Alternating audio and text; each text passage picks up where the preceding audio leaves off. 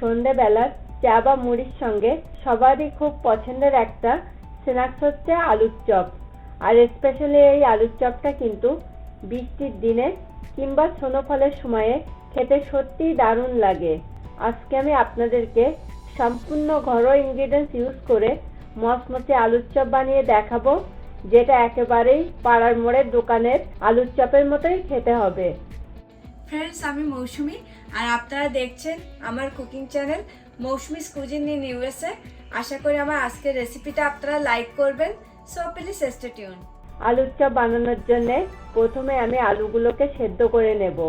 তার জন্য আমি একটা সসপ্যানের ভেতরে নিয়ে নিচ্ছি 2 ভাগ করে কাটা এই রকম সাইজের 5টা আলু।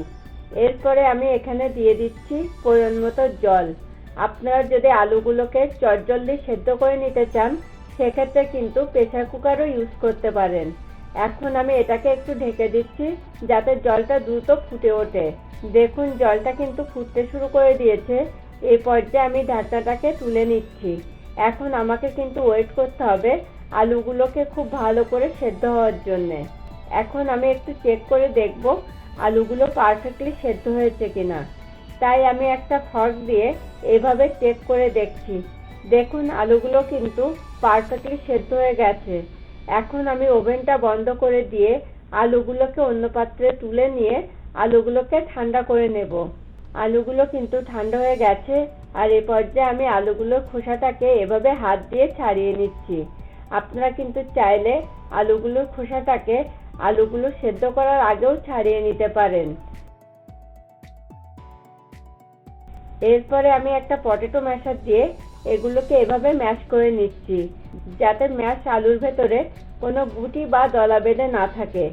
আপনারা কিন্তু চাইলে এই কাজটা হাত দিয়েও করে নিতে পারেন। এ পর্যায়ে কিন্তু এটা ম্যাশ করা কমপ্লিট। এখন আমি এটাকে আবারও হাত দিয়ে খুব ভালো করে ম্যাশ করে নিচ্ছি। এই আলুর চপটা কিন্তু আমার সিঙ্গাড়ার থেকেও বেশি পছন্দের। আপনাদের পছন্দের তালিকায় কোনটা আছে, আলুর চপ নাকি সিঙ্গাড়া, সেটা কিন্তু আমাকে কমেন্ট করে জানাতে পারেন। এ পর্যায়ে কিন্তু এটাও আমার ম্যাশ করা কমপ্লিট। এখন আমি নেক্সট স্টেপে চলে যাব। একটা প্যানের ভেতরে এখন আমি দিয়ে দিচ্ছি পরিমাণ মতো তেল।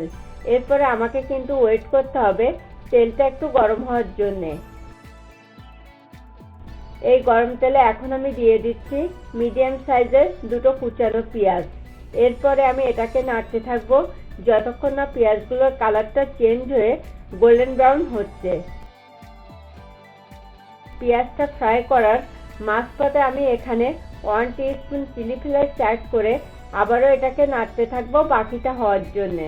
আপনাদের কাছে যদি এই চিলি ফ্লেক্সটা না থাকে তাহলে আপনারা কিন্তু পরিমাণ মতো গোটা শুকনো লঙ্কাকে একটু ফ্রাই করে নিয়ে তারপরে হাত দিয়ে ভেঙে চিলি ফ্লেক্সটা বাড়িতেই বানিয়ে নিতে পারেন। দেখুন পেঁয়াজগুলোতে কিন্তু পারফেক্ট কালারটা চলে এসেছে। আর এই পর্যায়ে আমি এখানে অ্যাড করলাম সেই ম্যাশ করে রাখা আলুটা। এরপরে আমি এখানে 1 টিস্পুন ভাজা জিরের গুঁড়ো ও স্বাদ মতো নুন অ্যাড করে সবকিছুকে খুব ভালো করে মিশিয়ে নিচ্ছি। আমার আজকের এই রেসিপিটা আপনাদের ভালো লাগলে কিন্তু প্লিজ ভিডিওটাতে একটা লাইক এবং কমেন্ট করতে অবশ্যই ভুলবেন না।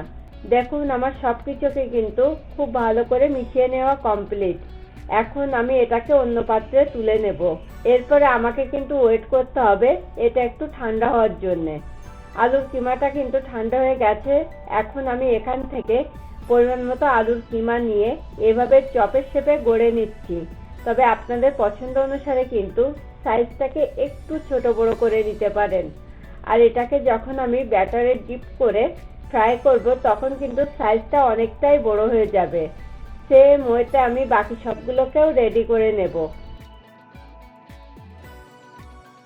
দেখুন আমার চপের শেপটা দেওয়া কিন্তু কমপ্লিট।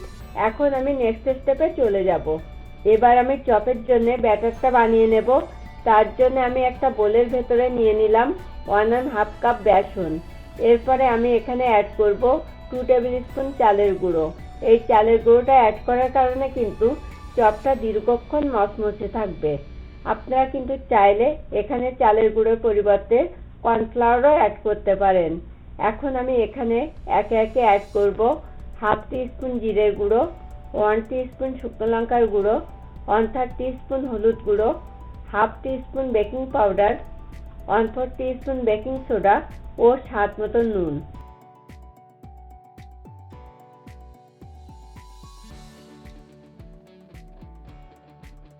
এখন আমি সব ড্রাই ইনগ্রিডিয়েন্টসগুলোকে একটা স্পুন দিয়ে খুব ভালো করে মিশিয়ে নিচ্ছি। আপনারা যেমন চপটা ঝাল খেতে পছন্দ করেন সেই বুঝে কিন্তু এখানে লঙ্কার গুঁড়োটাকে কম বেশি করে নেবেন। এ পর্যায়ে কিন্তু আমার সব কিছুকে মিশিয়ে নেওয়া কমপ্লিট। এরপরে আমি এখানে অল্প অল্প করে নর্মাল টেম্পারেচারে থাকা জল অ্যাড করে একটা মিডিয়াম ঘনত্বের ব্যাটার বানিয়ে নেব। আর আমার এখানে ঠিক কতটুকু জল লাগছে সেটা কিন্তু আমি আপনাদেরকে একটু পরে বলবো। জলটা এখানে কতটুকু অ্যাড করতে হবে সেটা কিন্তু সম্পূর্ণ ডিপেন্ড করে বেসনের পরিমাণের উপরে। তাই এখানে কারোর জলটা একটু বেশি বা কম লাগতে পারে। আর এই ব্যাটারটাকে এমনভাবে রেডি করে নিতে হবে যাতে এটার ভেতরে কোনো লাম্পস না থাকে।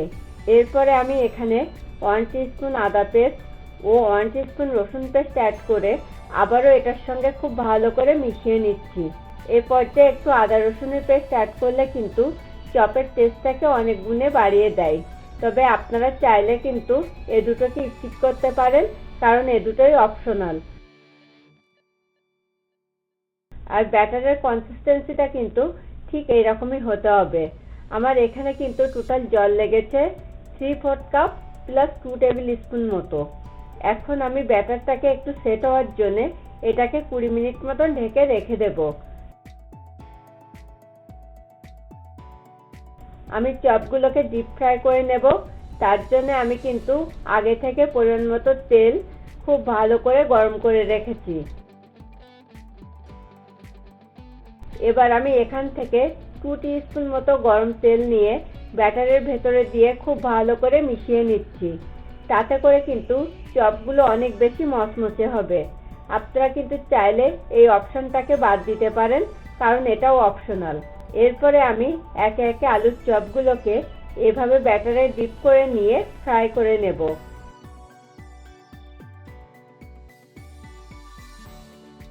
এই গরম তেলে এখন আমি একে একে চপগুলোকে ছেড়ে ফ্রাই করে নিচ্ছি।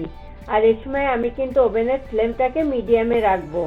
দেখুন চপগুলো কিন্তু তেলে ছাড়ার পর সাইজটা অনেকটাই বড় হয়ে গেছে। এখন আমি এগুলোকে উল্টিয়ে দিচ্ছি যাতে সব পাশই পারফেক্টলি ফ্রাই হয়। দেখুন চপগুলো কিন্তু আমার পারফেক্টলি ফ্রাই হয়ে গেছে। এখন আমি এগুলোকে সার্ভিং ডিশে তুলে নিচ্ছি। সেম ওয়েতে আমি বাকি সবগুলোকেও ফ্রাই করে নেব। ফ্রেন্ডস, আপনারা যারা প্রথম আমার চ্যানেলটিকে ভিজিট করছেন প্লিজ আমার চ্যানেলটিকে সাবস্ক্রাইব করুন। আর ফিরে আসছি খুব তাড়াতাড়ি নতুন কোনো রেসিপি নিয়ে। Thanks for watching this video.